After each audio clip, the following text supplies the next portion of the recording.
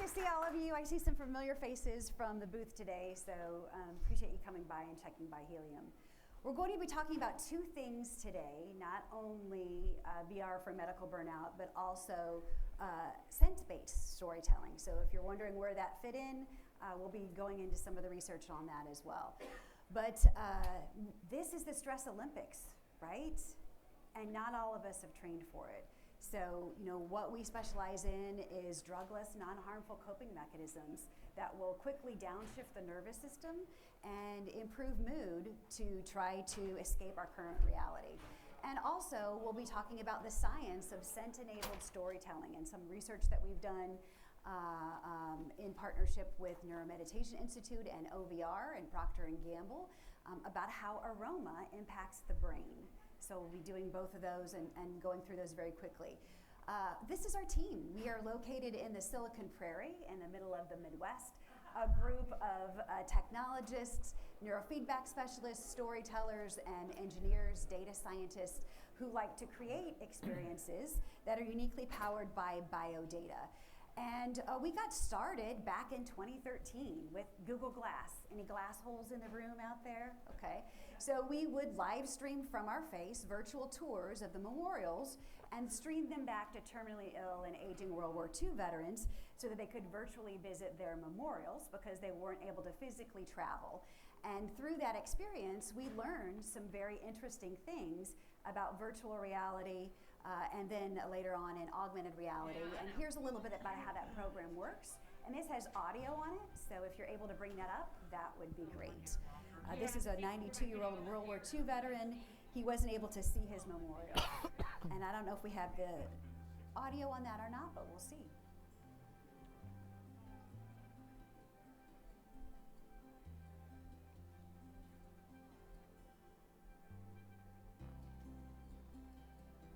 That's okay. It's all right. If you don't have it up, we'll go on. Don't feel like you have to pause it.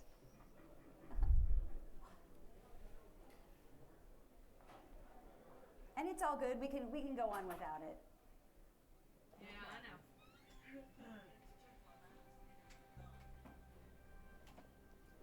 want his walker? Yeah, because we're going to get him over here so he can see. So anyway, this World War II veteran who wasn't able to physically travel, volunteers brought him virtual reality kits, and through the magic of immersive media, he's able to feel like he's there, even though he isn't really there. He's able to see the World War II, Vietnam, Korean Memorial, and if any of you are working in VA hospitals, so this program is free. It's free on Oculus Quest, on the Pico platforms. Gary Sinise gives the intro and welcomes them to their memorial.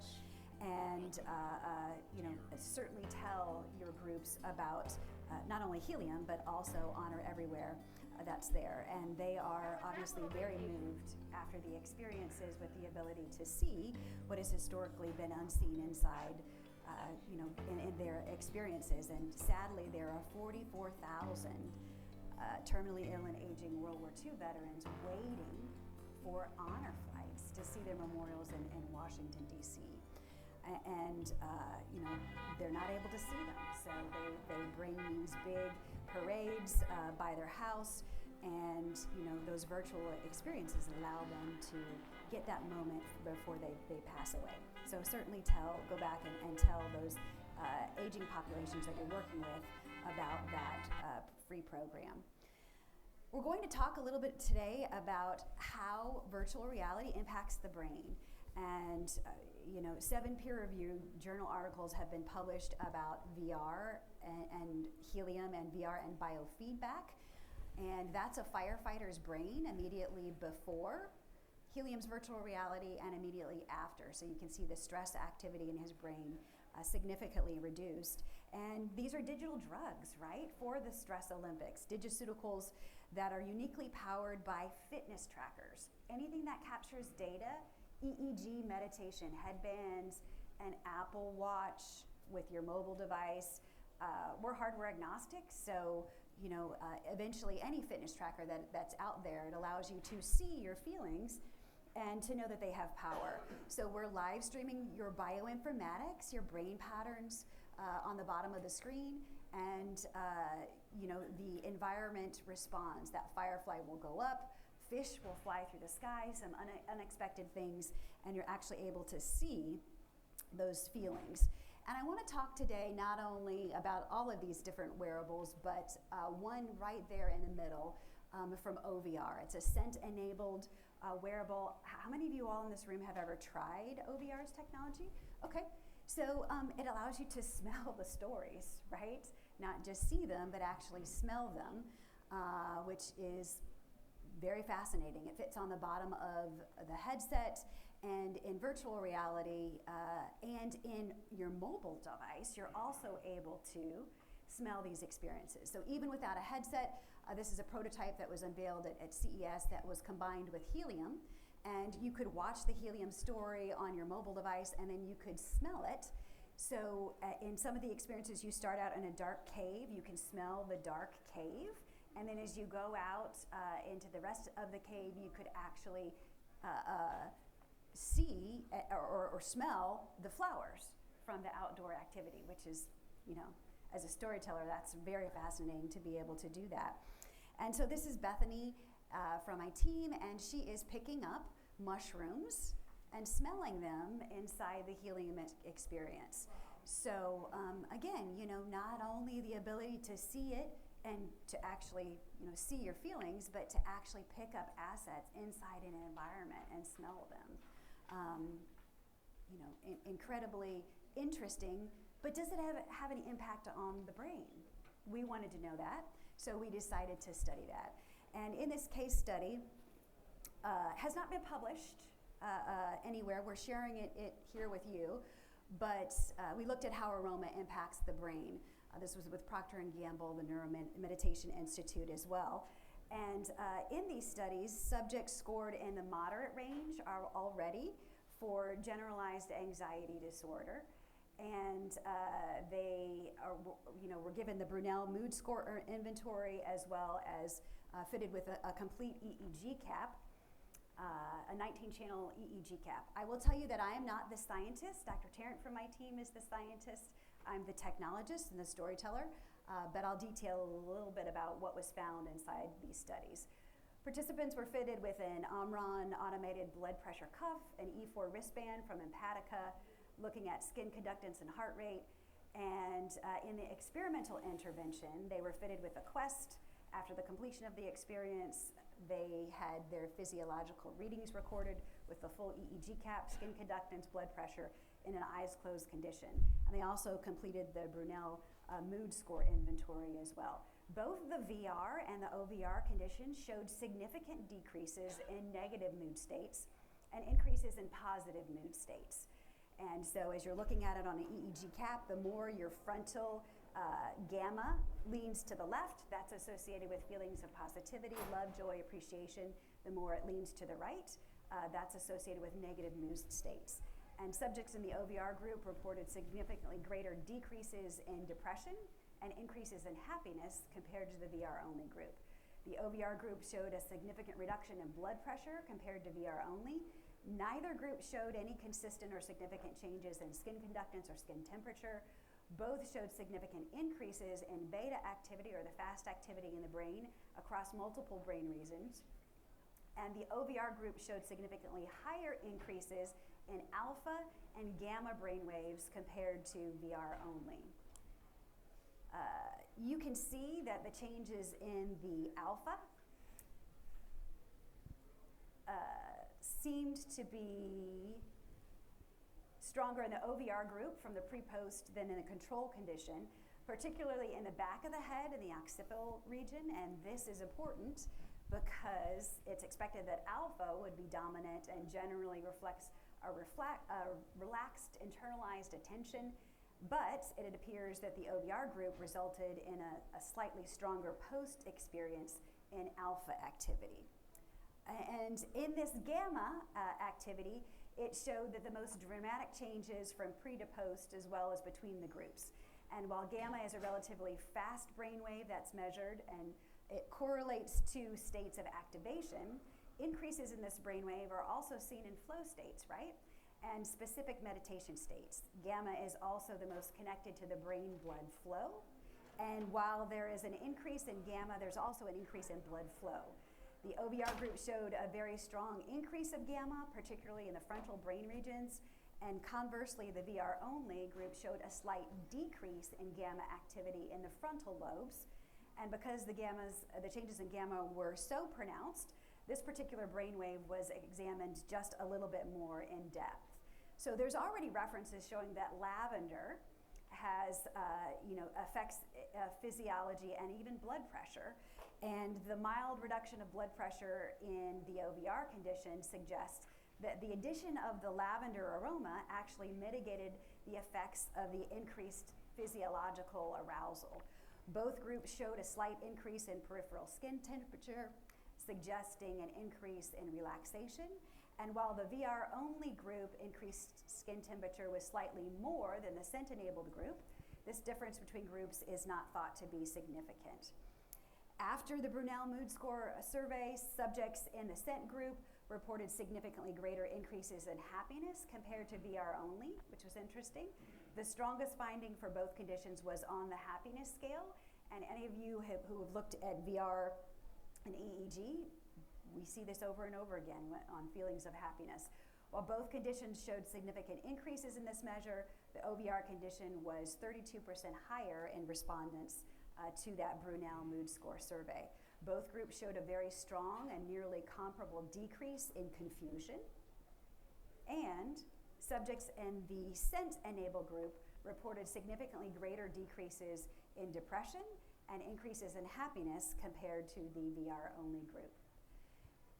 Now, I want to talk a little bit about healthcare worker burnout. This is a study that was recently completed with GSK and Healium, and 100 frontline healthcare workers in the height of COVID using Healium plus neurofeedback inside the COVID ward. And it showed significantly reduced anxiety and improved mood very quickly in as little as 4 minutes. And the issue with neurofeedback, and the reason why it's powerful, and biofeedback, is that people can't naturally self-regulate their brain patterns or their heart rate, right? And why is that so hard? Well, because it's a muscle or an organ that we can't actually see to know, am I doing it right? So that's why we're so passionate about biodata and importing these biodata into these experiences for issues like medical burnout. It costs $1 million to replace one burned out physician, plus $500,000 that it costs to replace one burned out nurse. That's $1.5 million.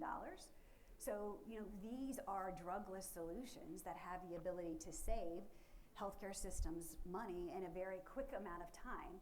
And we know that when you reduce anxiety, you improve working memory, which reduces the likelihood of errors and medication mistakes, etc. And sadly, most of us aren't willing to see a therapist. Well, first off, it was very relaxing and cool to think that you could escape just for that moment, just to go somewhere really neat and not think, hopefully not stress, and just escape for a moment.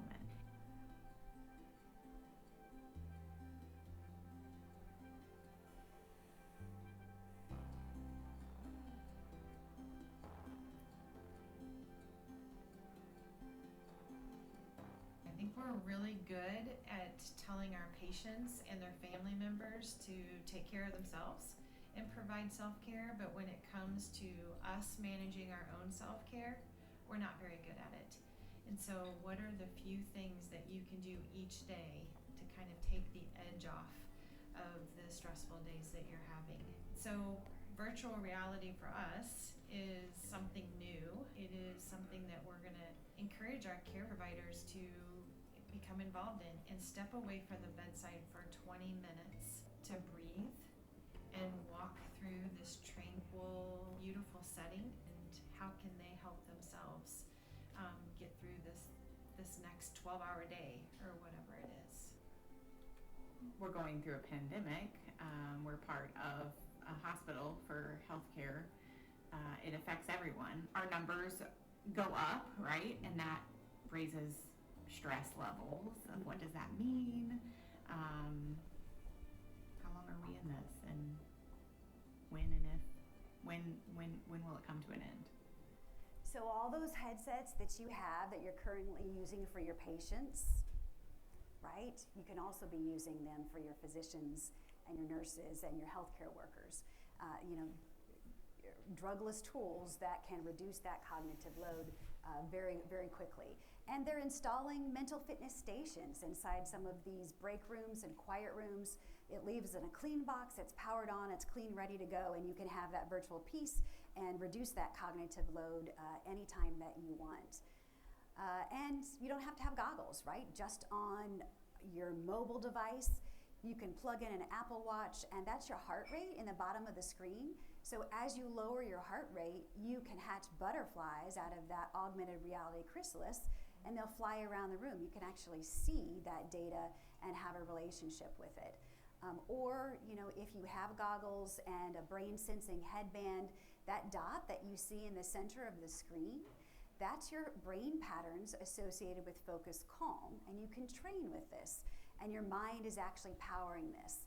So as you increase those feelings of focus calm, those orbs of light will move through you, and it's teaching the user to learn to self-regulate their brain patterns, but then also create a stored memory that they can go back to in a stressful situation when they don't have the goggles, and they can remember what that feeling was like, that moving out of the darkness and into the light. We also have Sleepium, and I only have 30 seconds left, but basically all of this content is meant to be viewed in a reclined position. And so just to wrap up here, yes, this is the Stress Olympics, but fortunately for Crystal, she's trained for it, right? She has Healium, and she knows that her thoughts do have power to control things not only in the virtual world, but in the real world as well. So we're Healium, mental fitness for the Stress Olympics. My team is happy to chat with you outside this door, answer any questions that you have. And if you'd like to reach us, there is our Twitter. Also check out tryhealium.com and learn more about how we can support you in your research projects. So keep going all of the work that you all are doing as physicians and nurses in this room. By a show of hands, how many physicians and nurses do we have in this room? Yeah, you're doing important work. So keep going, and it's been a pleasure to share this with you today.